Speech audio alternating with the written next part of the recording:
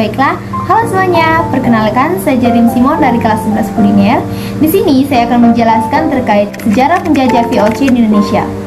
Baik, VOC merupakan kongsi dagang Belanda yang mampu menguasai Nusantara pada abad ke-17. Selama menjajah di Indonesia, banyak kontroversi yang dilakukan oleh VOC. Berikut ini, tim SMA 13 SMG akan mengulas mengenai sejarah VOC di Indonesia.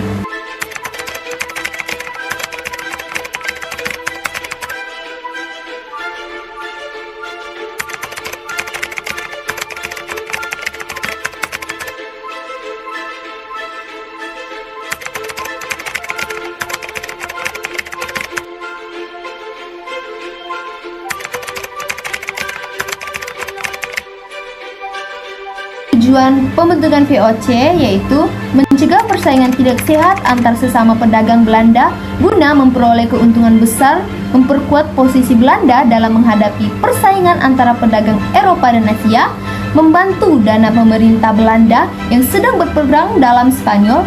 Setelah mengalami perkembangan yang pesat, VOC menghadapi masalah dengan pedagang Spanyol dan Portugis.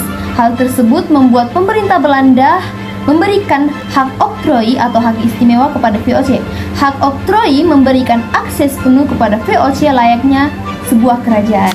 Baiklah, isi hak oktroi adalah hak melakukan monopoli perdagangan, hak atas perekrutan pegawai, membentuk angkatan perang, melakukan perang, membangun benteng dan melakukan perjanjian, mencetak dan mengeluarkan uang. Hak oktroi bertujuan untuk menyingkirkan Portugis dan Spanyol menguasai Nusantara serta memaksa penguasa Jawa untuk hanya berdagang dengan VOC. Dengan adanya hak oktroi ini, VOC menjadi kongsi dagang yang paling cepat perkembangannya. Baiklah, Gubernur Jenderal VOC atau yang disebut juga dengan Pieter Both.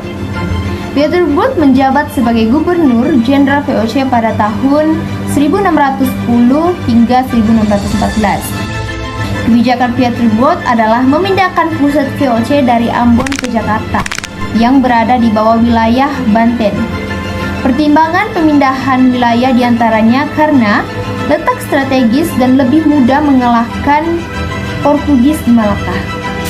Kebijakan ekonomi VOC dalam menjalankan pemerintahannya banyak pro dan kontra kebijakan yang dikeluarkan oleh VOC.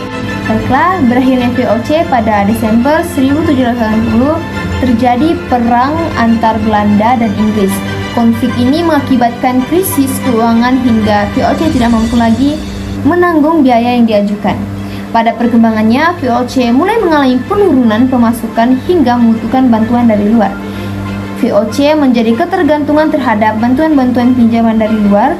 VOC tetap berdiri namun mengharuskan melakukan pemberhentian direksi, pegawai yang dikurangi, pembongkaran kantor, dan meminimalisir kegiatan perdagangan. Baiklah, akibat kekalahan Belanda mengharuskan kantor VOC diduduki oleh pemerintah Inggris. Kekacauan ini mengakibatkan kegiatan pedagang VOC terganggu dan terparah oleh perlawanan yang dilakukan bangsa Indonesia hingga terjadinya reorganisasi besar-besaran.